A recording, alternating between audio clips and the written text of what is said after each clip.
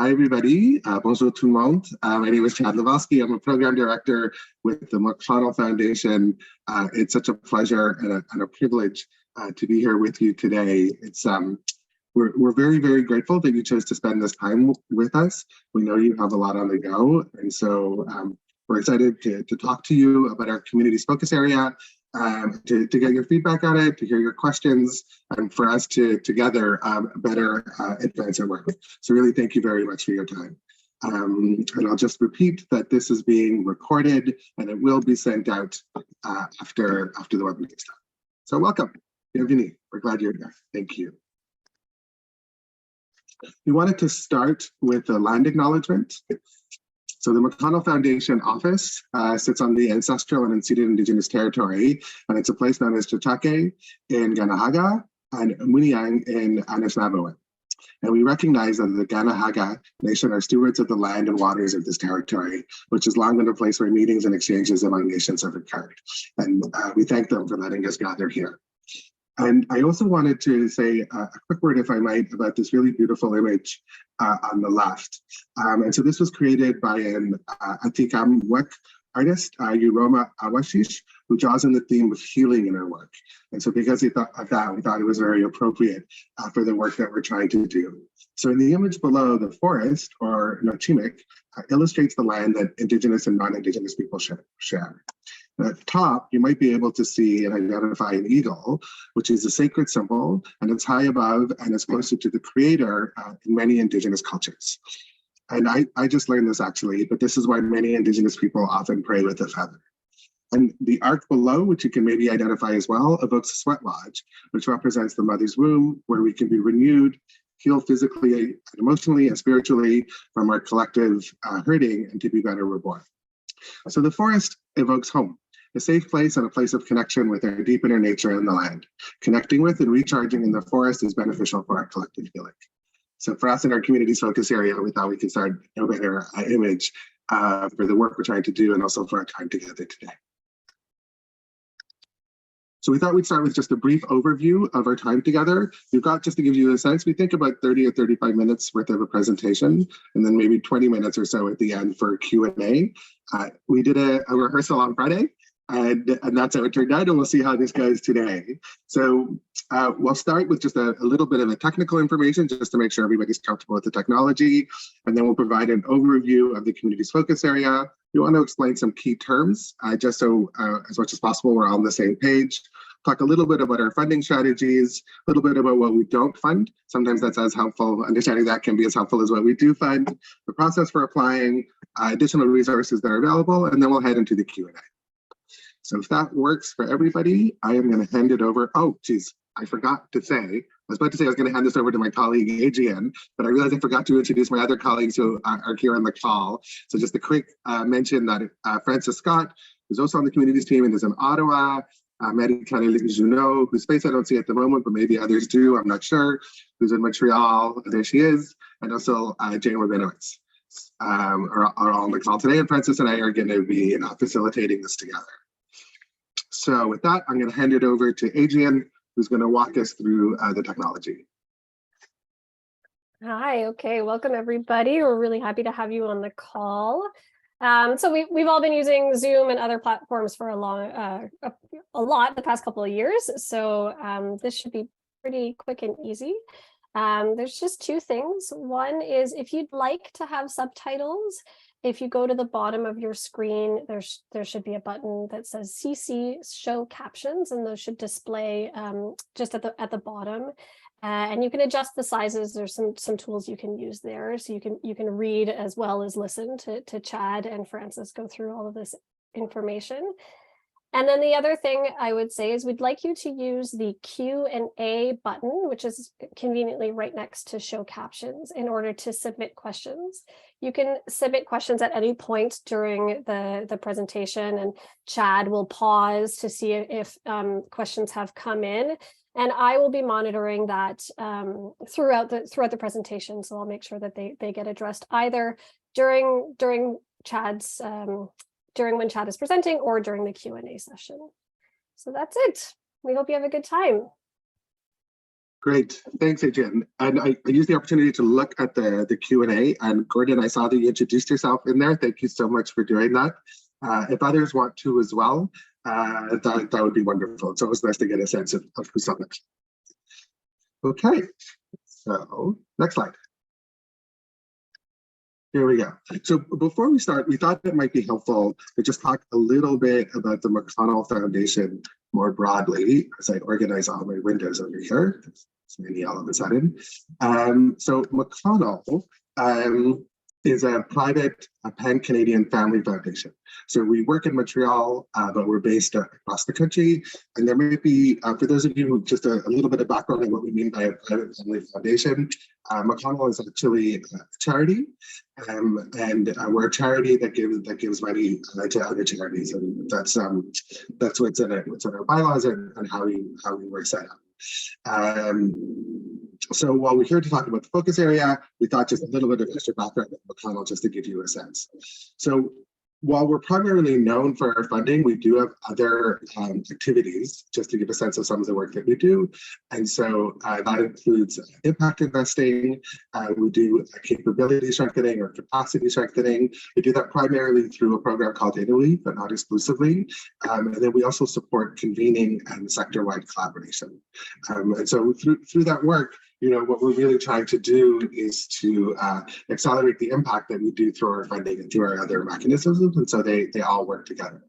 So we're here to talk about communities, as I said, but briefly, the other two main focus areas that we have are climate. And in climate, the majority of our work is based on helping to reduce GHG or greenhouse gas emissions, and then also on the reconciliation economy or reconciliation. And here it's really about supporting Indigenous-led projects in support of the reconciliation economy.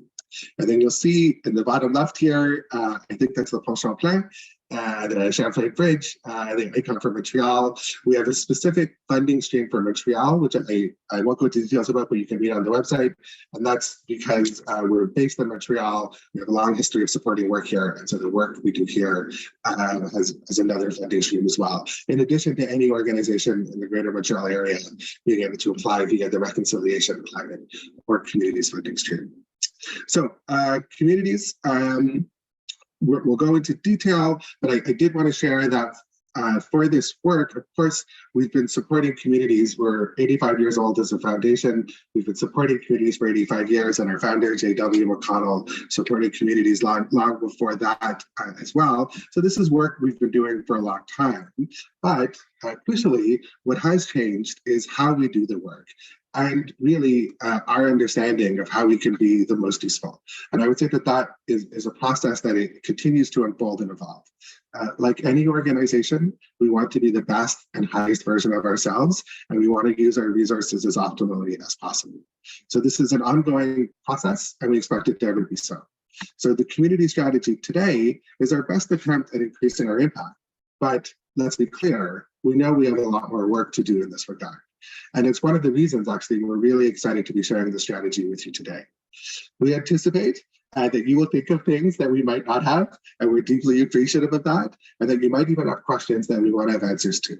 So our hope and our expectation is that by exploring the nature of this work together, we hope to be continually improving. And for us, this is all the more important, since the scale of our interventions, that by our, I mean McConnell, is really quite modest when compared to the economic, social, cultural, and environmental challenges we all face. In sum, then, if I might, I'd say we are doing our best, and we acknowledge humbly that we need to do better, and we need your help in these efforts. I'm just going to do a quick check. Is my speed okay? I'm not looking at the transcription. Francis, is the transcription working? Is my speed okay? Yeah, you want to give me a thumbs up or thumbs down? Okay, amazing, great. Okay, so the next slide is an overview of the community's focus area. And before, we thought it might be helpful to just give you a sense of how we got to the strategy. Because as we know in social change work, the how can and often is as important as the what. So as I said, we've been supporting communities for a long time, but most specifically in the development of this strategy, the first thing we did is we started with an internal funding and program review. So when I saw the registration list, I saw that there were many partners and friends on the webinar. And so some folks we've been working with for a long time and also new, some new partners and friends. And we wanted to better understand what work had already taken place, what impact it had, what we could learn from it, and what, if anything, we might want to be taking forward into the new version of the work. We then, earlier in this year, we embarked on a community consultation. And here, really, we were asking the question, what does the sector need? Specifically, coming out of the pandemic, lots of work on equity and racial justice. So we were trying to understand the state of the nonprofit or the social purpose sector and asking the question, what does the sector need? And here, I'm just looking at my notes for 1 second. What we were told was the feedback was varied. As you can imagine, we really did receive a range of feedback, but the consistent themes included 2 things: 1, supporting power shifts, and 2, addressing the impacts of systemic racism. So as we thought about our work, we were holding those 2 needs for the sector in mind. So from there, we consulted with a different group of people, and we asked the question, what should McConnell be doing? And the answer to that question is the community strategy. And so there, we'll go into more detail. So I'm going to go on to the next slide. If you just give me a second. Okay, we thought it might be helpful to just spend a moment on our approach before going into the specifics of the strategies. So the approach here is very much one of wanting to support the leadership of communities most impacted by systemic racism. So in other words, there's a very, very strong focus on the who. And that's the underpinning. That's what's guiding the work. And it's grounded in our experience, and I imagine in your experience as well, that communities know what is best for them. And so therefore, we're looking at the who, and we're also looking at the how, right? And last at the what for the moment. As I said, the strategy we anticipated will continue to evolve, but to give you an example, we didn't want to become, the community, the housing foundation or the food security foundation, whatever the topic area might be. It was really about the how and the who. And we anticipate in this webinar, folks might have questions about if we would fund a specific type of activity. Would you fund this initiative in food security, et cetera? And we would really bring it back to, it does depend on the how the work is happening and who is leading it. Okay, I'll go to the next slide. Second here, I'm just bringing it up. Okay, we also wanted to spend a moment on definitions. Just to give a sense of where we're coming from. So for communities, we take I'll read these just to make sure that we're all understanding each other as much as possible.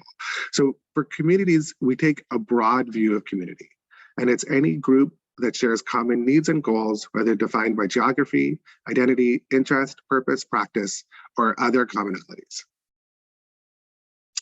And then we, for equity deserving groups, and what do we mean by prioritizing equity deserving groups? We seek to understand and serve the communities with a priority placed on listening to and responding to the needs of equity deserving groups. We will prioritize partnering with and strengthening organizations led by and representing equity deserving groups that experience significant collective barriers to economic and social justice. So this is not an exhaustive list by any means, but these barriers could include attitudinal, historic, social, and economic barriers based on age, ethnicity, ability, economic status, gender, nationality, race, sexual orientation, and transgender status. Okay, so I'm just going to take a moment to look at the Q&A before we go into the funding strategies. Adrian, is there anything in there they need to see?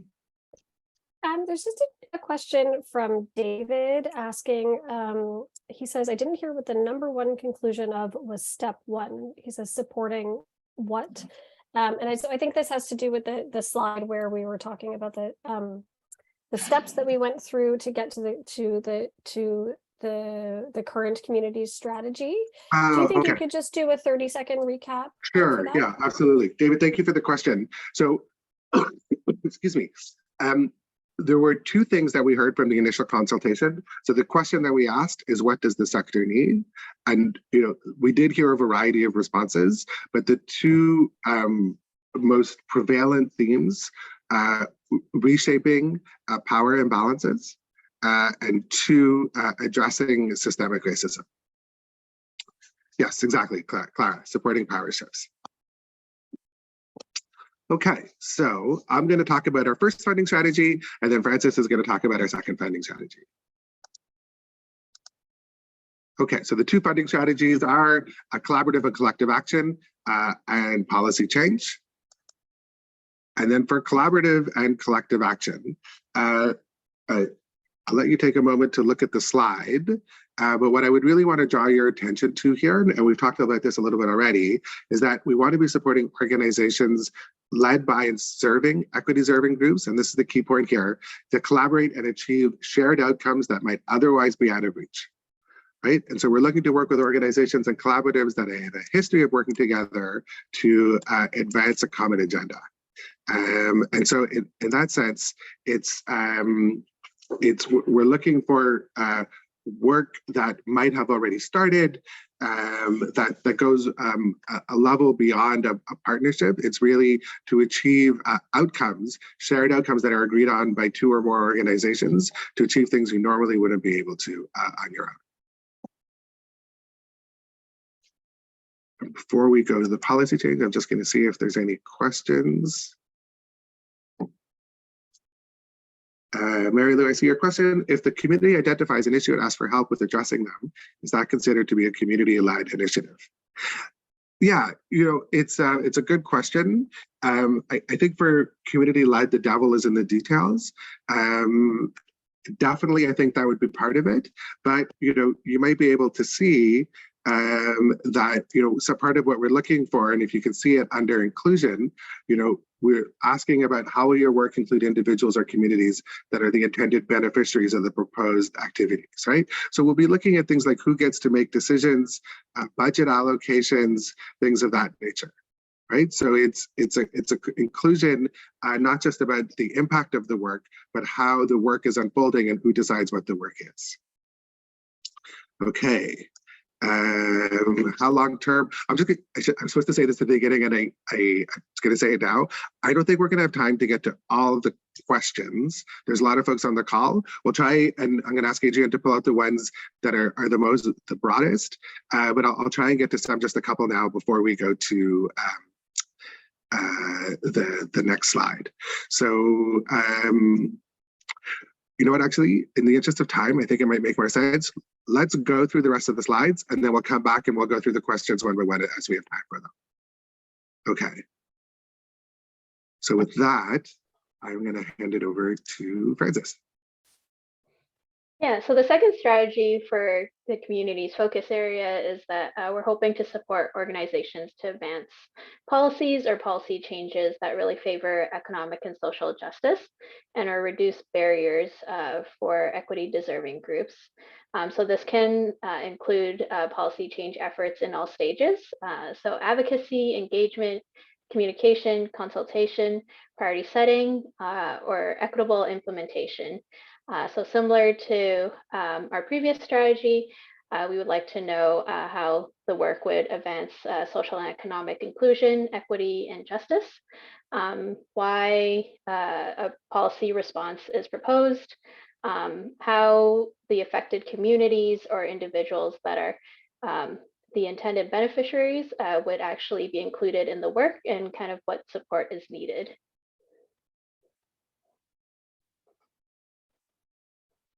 Next slide. Yep. So this is just an overall list of things we generally don't fund. You can see this list in our FAQ on our website or in the funding and partnership guide. We just want to kind of highlight and draw attention just because it's a little bit more relevant to the community's focus area, that we generally don't fund the ongoing delivery of frontline services. So this is the day-to-day service delivery and provision.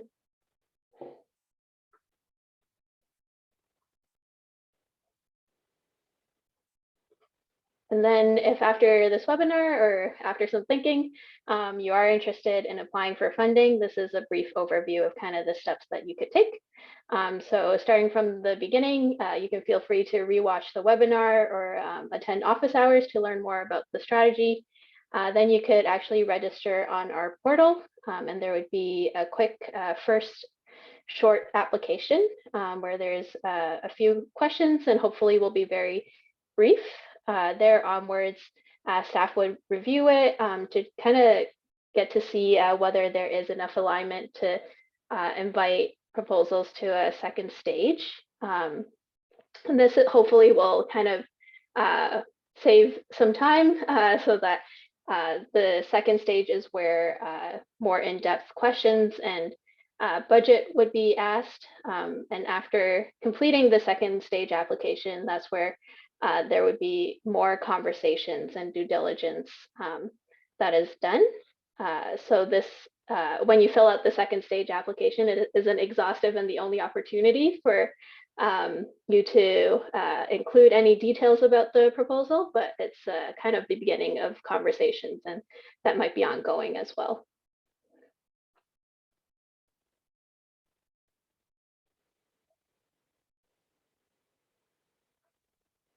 And then just a few helpful resources.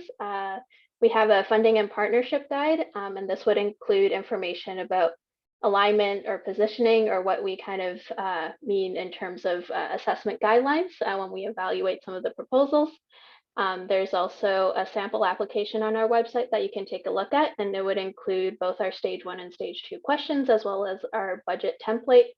You can also join one of the staff for a 15-minute office hour.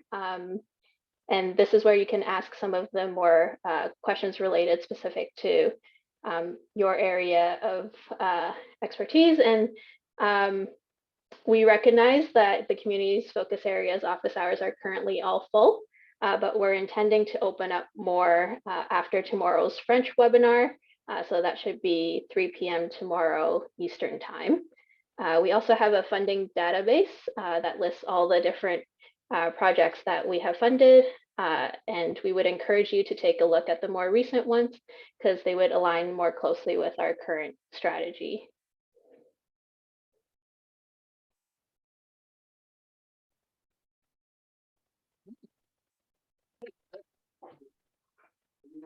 It's 25 minutes past the hour, which is great. 11:25 out in BC, 12:25 in Alberta.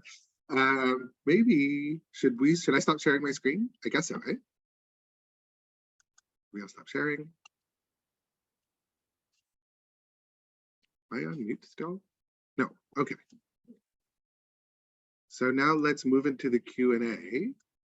So I think what I'll do is I'll just go through the chat and I'll read out the questions and I'll answer them to the best of my ability, if that works. And then I'm going to ask for my colleagues' help if maybe I'm not being clear at a certain point, or if they have anything to add. Okay. I see a question up at the top. What about immigration journey? I'm not sure I understand the question. So if Jay wants to maybe add a bit more information to that after, that would be great. And in the meantime, I might go on to the next question. Supporting power shifts. I think what that means is clarification on what we mean by supporting power shifts. Essentially, the feedback that we heard in the first round was that philanthropy traditionally has not done a very good job of ensuring or doing what we can. You know, we have to the best of our ability that the power that we have, our decision-making power, our financial power, et cetera, is one, equitably shared, and two, that the individuals in the communities who are most affected by the decisions have the opportunity to influence the decisions that are made. right?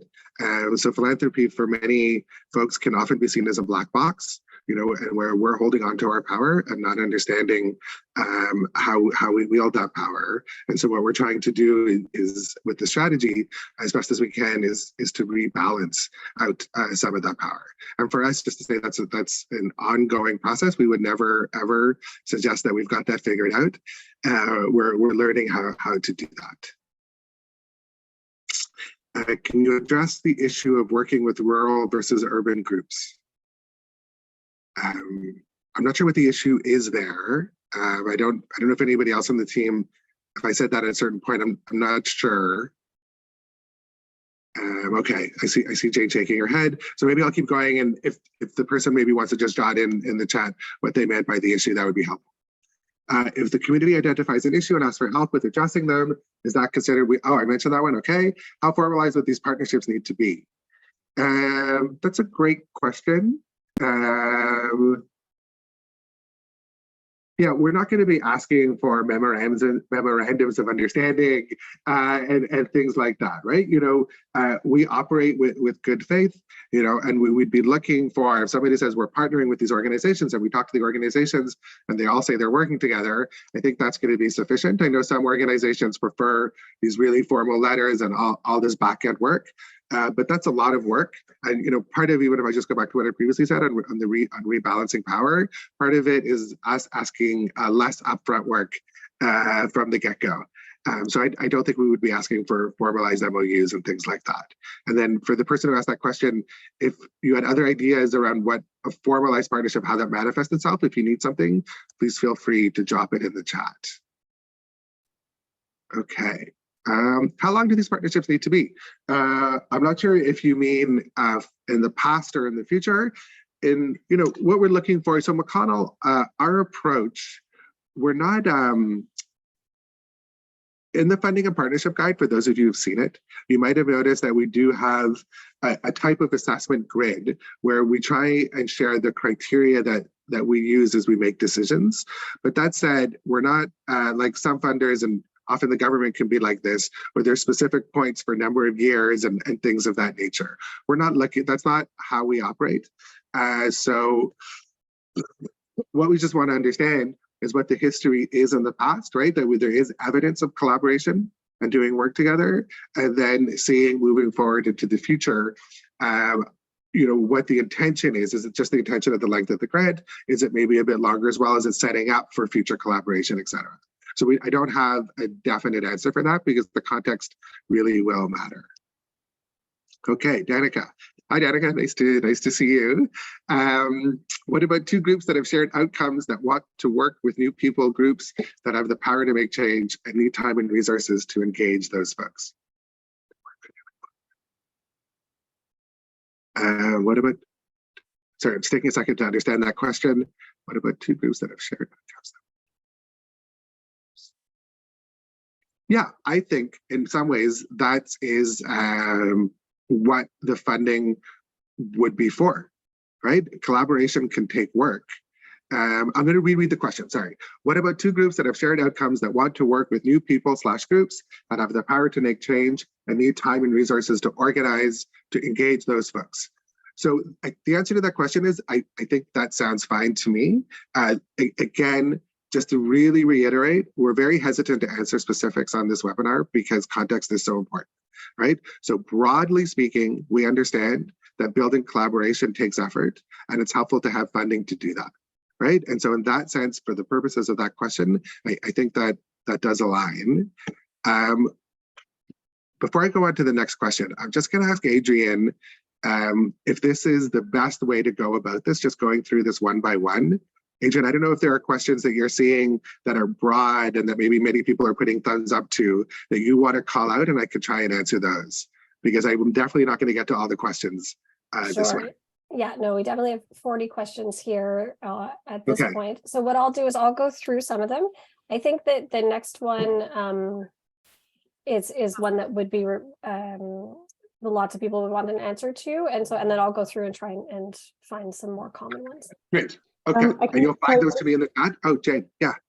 Just quickly to colleagues also, we can answer. So there's some that might be useful for us to answer in writing. within the chat box. So those of us who aren't responding live, we can also do that. There's a couple of questions about application process, questions about what we don't fund. There's links to that information on our website as well. So we can maybe pop those into the chat and help clear some of those questions as well. That would be super useful. Thanks, Jane. Okay, how are you defining led by? In some cases, for example, a board has to be entirely composed of queer or BIPOC folks. Right. We don't have criteria like that, where a board or a body of individuals has to be entirely composed of another of an equity deserving group, however that might be defined.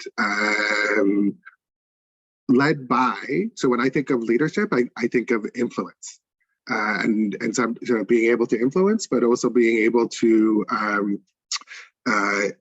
contribute to how things are evolving and have some decision-making power or authority. So that's what we mean by led by. It's not necessarily that group X has to be Y. That's not the way McConnell works.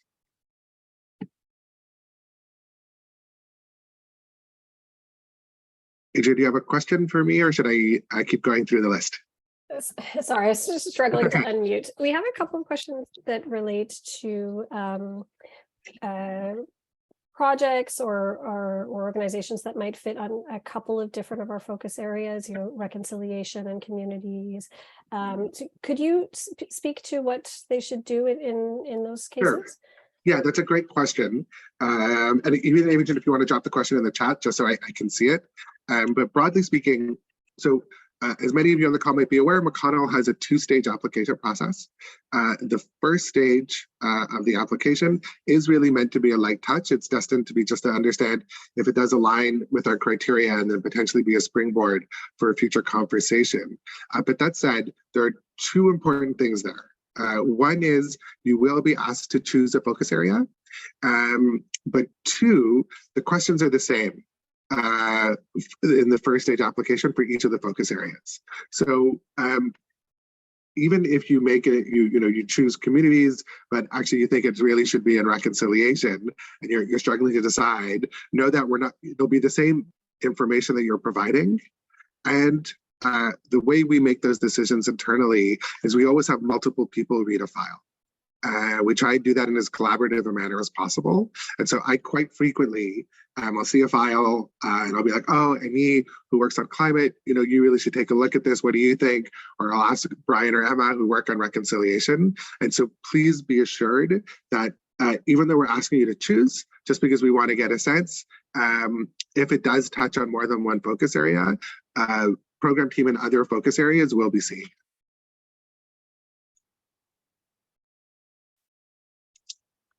Okay. We're also getting a couple questions around local versus national and projects for local communities. Could you answer how we approach local projects? Sure. So McConnell, we're a pan-Canadian funder, right? And that really is important to say. We do look for projects that are either happening across the country or that are an issue that's relevant across the country. Or sometimes that can have an application outside the country. This is different than projects that apply into the Montreal Stream. Just to be really clear about that, I'm talking here about the communities, the reconciliation, and the climate streams. So sometimes we will find a project that is very local, and because there's something particularly different or interesting, or really the potential for greater change is there. And so it doesn't necessarily need to be that the organization that's applying is then responsible for doing that, right? Because we recognize that working across Turtle Island can be extremely difficult. But we do want to make sure that the work itself, yes, can be deeply relevant local, but also relevant elsewhere.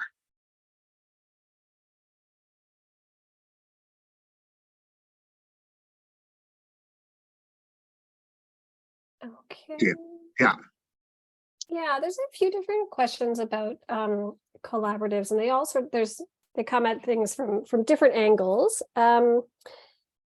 One question from Sebastian says, could you please clarify which project streams need to be based on a partnership and which can be led by an organization representing equity deserving groups? Great. Sebastian, if I understand your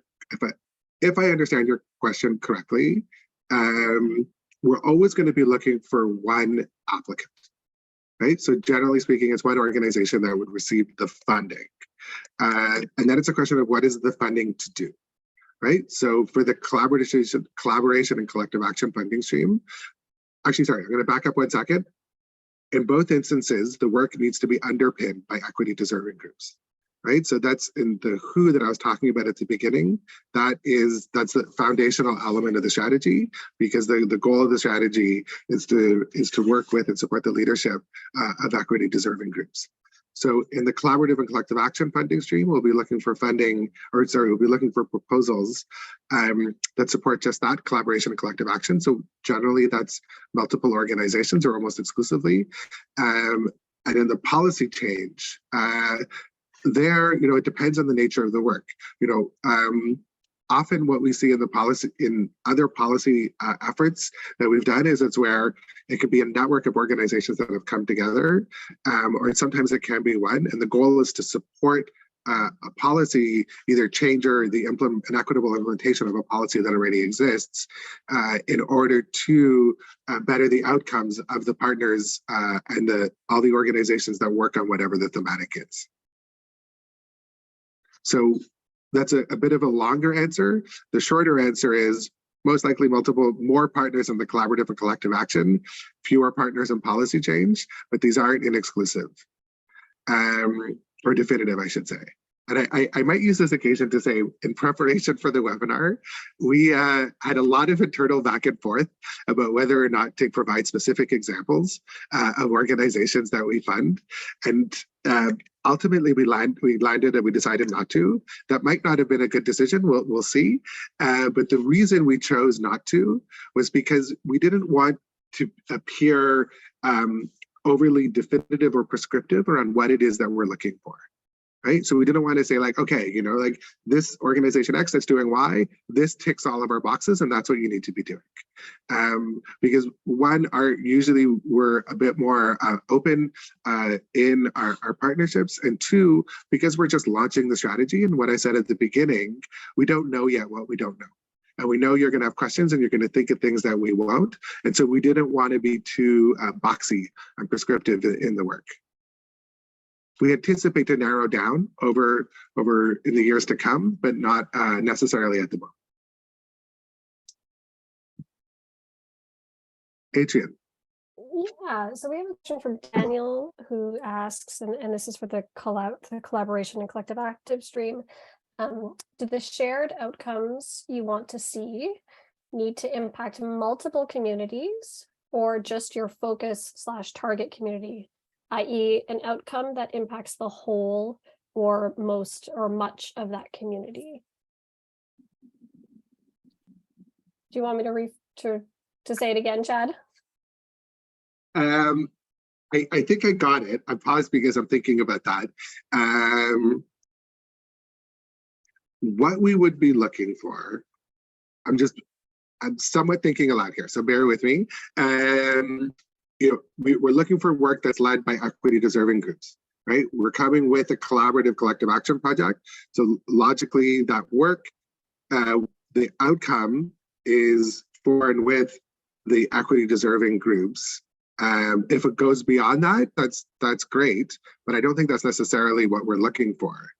To my mind, that feels like a very high and difficult bar to set. And I don't know if that would be reasonable on our part.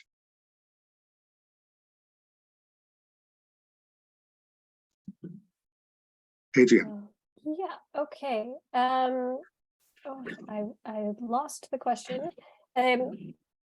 So I don't know who asked this question, but essentially they wanted to know, again, for the collaboration stream, should one organization apply or do they all have to submit together? Is there a backbone? And before you start answering, I'd like to just say that we are collecting all of the questions that come in. So if we don't get to your specific question today, we're going to be collating the most frequently asked questions and writing out the answers for you and sending it back along with the slides and the recording to the people who've registered for this webinar. So we will get to a lot of these questions, even if we don't have time to answer them today. Thanks, Adrian. And sorry to cut you off earlier. One organization. Should apply.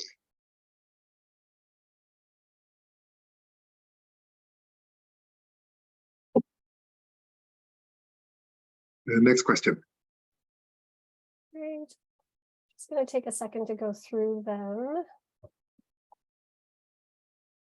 If there's anyone else on the team who has seen one that they think Chad should answer, please jump in. Take a little stretch.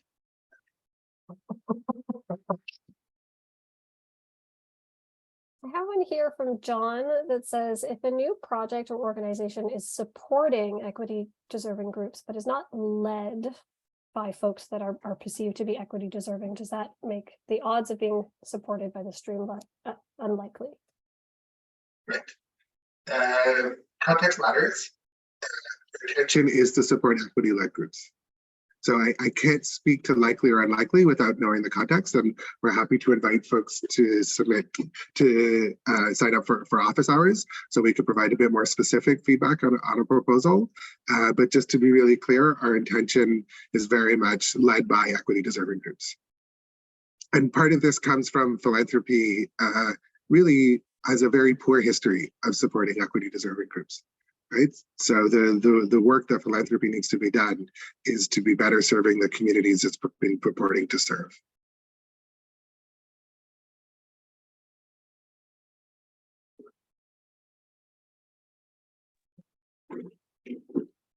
Again, on the collaboration side of things, Eli is asking, could you act as a marriage broker for organizations wishing to collaborate? Oh my God. Could you, I just want to make sure I understand that question. So I'll say what I think I understand.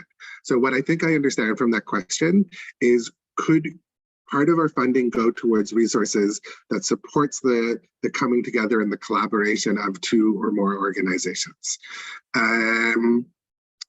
Yeah, and again, the devil will be in the details here. The specifics do matter. But what I will broadly say, a little bit in reference to what I said earlier, collaboration is hard, it is time consuming, and it can be very windy.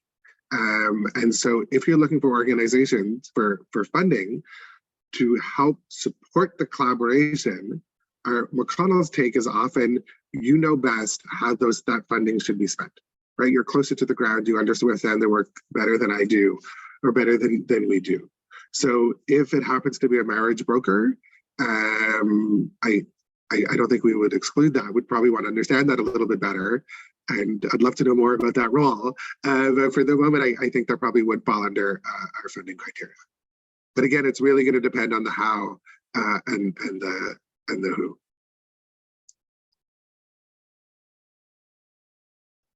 And I have a little clarification on the immigration question that we had at the very top of the Q&A.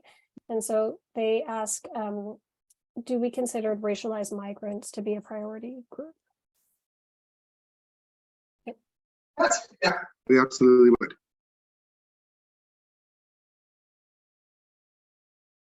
All right. And then from Carrie at Queen's University, are Canadian universities leading community initiatives which support equity deserving groups eligible for funding? Oh, yeah, thank you for that question. So there's a few things here. McConnell, as many organizations right now, has a very long history of supporting post-secondary, so both universities and colleges. We've recently updated our guidelines for how we do that. Jane, I'm looking at you. I don't know if those are online yet. They will be very soon. They will be very soon. Okay, so very soon, Carrie, and I had seen your question and now it's disappeared. There it is. Okay, we'll be posting our funding for it, but it's I can give you a bit of a sneak preview. What we're really looking for is that any funding that McConnell funding that goes to support a post-secondary institutions or university or college or a polytechnic or CEGEP, that the money is going to the community organizations for the most part, and that they have decision-making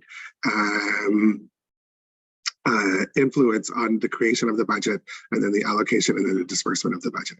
So how we've supported post-secondary institutions in the past to develop, Carrie, I don't think this is your question, but just to give you a sense, to support, community engagement offices and to support post-secondary institutions to better deliver on their mission by supporting community, we're very unlikely to support that work in the future, right? So it's a post-secondary institution as a partner among many, and where the funding is going outside of the post-secondary institution.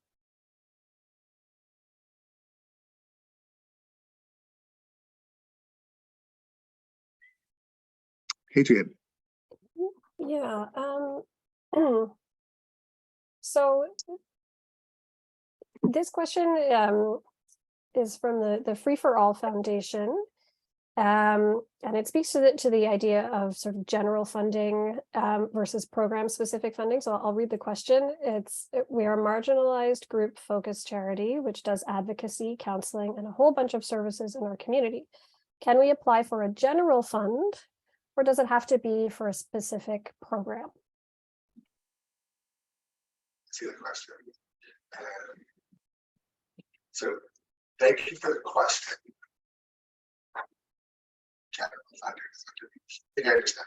Okay, so as I understand your question, what I think I'm understanding is if you're asking if McConnell funding can go to support day-to-day operations, or as opposed to creation of a new program.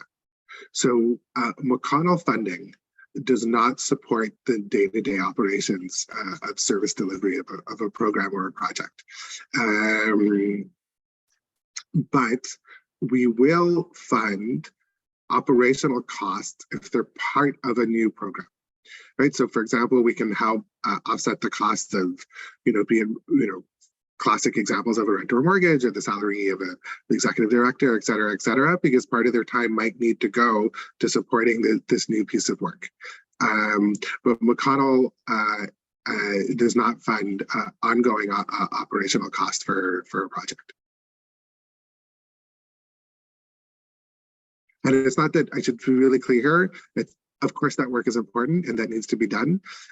But as a pan-Canadian funder, we just don't have the means to do that support properly, right? So what the niche that we try and fill is to support projects to scale or to increase their impact.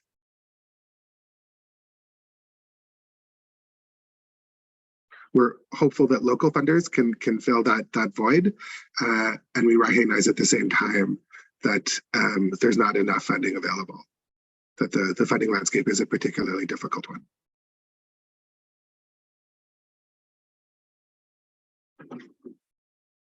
Other questions? So we have a couple of different questions around the length and size of our funding contributions.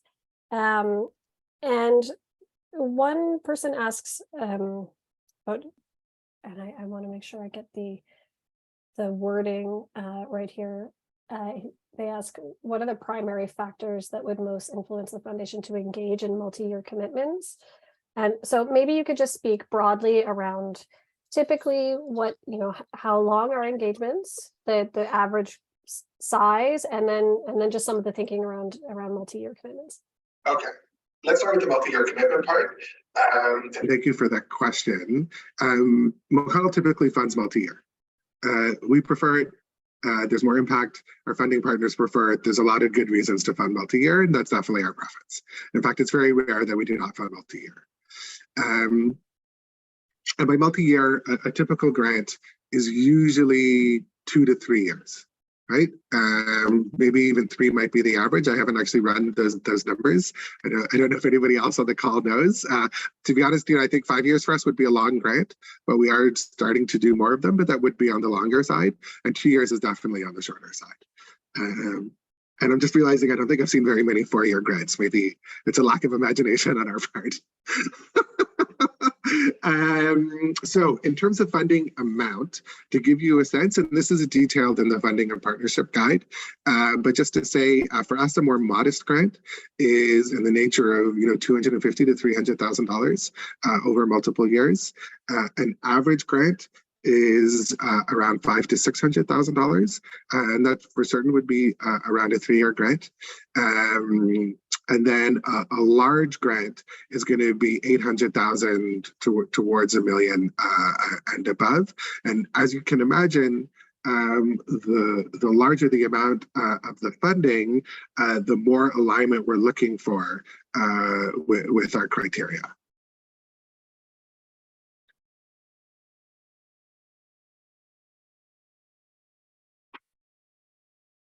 Okay, yeah.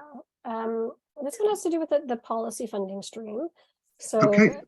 Daniel asks, would McConnell fund community advocacy in support of a specific proposed bill or potential bill with the federal government? From what I understand,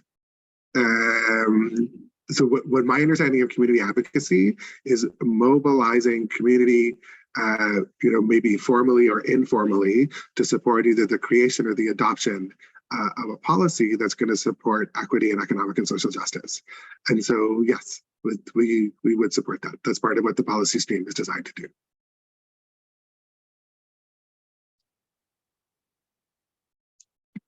Adrian.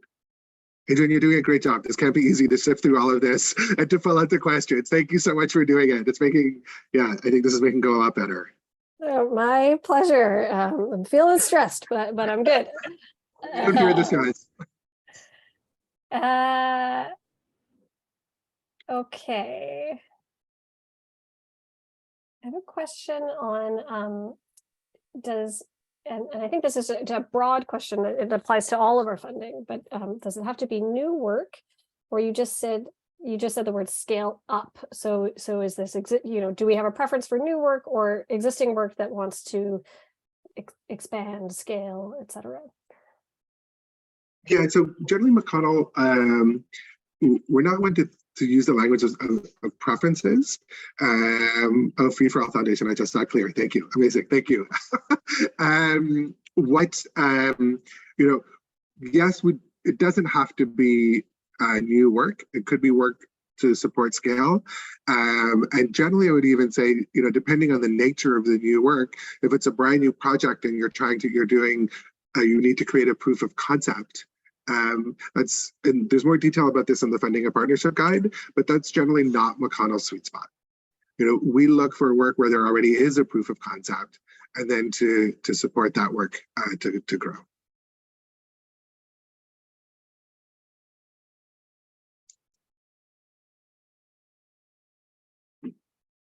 Adrian.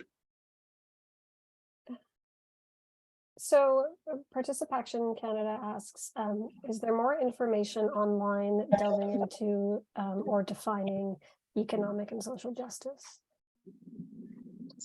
That was one of our practice questions. On the McConnell site, that's a great question. Adrian, do we have those terms defined, economic and social justice, on our website? We do not, unfortunately. We do not. Okay. So I didn't think we did. I just wanted to double check. I would start off by saying, I think I'd say 2 things here. So one is to be really clear, McConnell is not an expert in economic and social justice, and we would never pretend to be, especially coming from a place of privilege that we do. And so for us, in the work and in our thinking on economic and social justice, it's, we want to know how you're defining it. It's part of what I said at the beginning. We want to be learning alongside you. And then the second thing is, for us, what is underpinning our ideas and our understanding of economic and social justice is notions of equity. right? So it's to support increasing equity and to reducing barriers to economic and social justice. And, you know, another way of saying it, which I'm quite convinced is a little bit too simplistic, is helping to increase economic and social well-being. Participant action, I'm not sure if that gets at your question, but I hope it does. Adrian, we only have a couple of minutes left. Yeah, so I think we'll try and answer this next one, and then maybe we'll see how it goes. So I have a little bit more clarity on the rural versus urban, and so this person asks, do you think that those living in rural areas face inequities compared to those living in urban areas?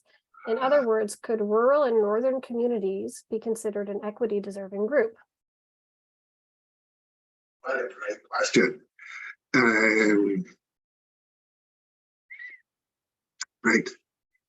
If I'm really honest here, I know I don't know something when my heart starts to beat a little bit faster. So my heart is beating a lot faster and my chest is constricting a little bit, which really means I'm not sure. And the reason I just to be really honest with you, I don't want to skirt the question, but as I said before, like we do talk about these things collaboratively internally. I have an opinion, but I would want to validate that opinion with my colleagues. And so I don't know. And I'm sorry to not answer it, but I'd rather do that. Oh, Jane, I see you have a finger. I feel like we're going to be aligned on this, but I'm so curious to hear what you have to say. Yeah. Well, I think, yeah, there's a whole bunch that we don't know, but I think we understand that geography impacts barriers that people face. So access to information, things like internet, things like access to employment, all of those things. So I don't know if we would go so far as to compare rural versus urban, but we understand that geography impacts the barriers that people might face. So I think that would be a factor. And then beyond that, in terms of the specifics of a proposal, like Chad has mentioned, we would really just recommend booking office hours to explore it in more detail. Right. Thanks. Okay, I think we're at time. So I'm going to wish everybody out in BC a bon appetit.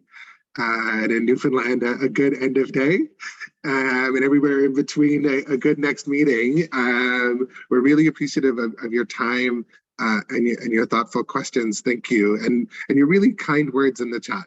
You know, thank you. We're doing our best as is everybody on the call, and it really is a pleasure to be working on this with you. So thank you to the team for helping to put this together. Really, merci beaucoup, miigwech. And we look forward to continuing the conversation. Okay. Thanks, everybody. Bonne journée.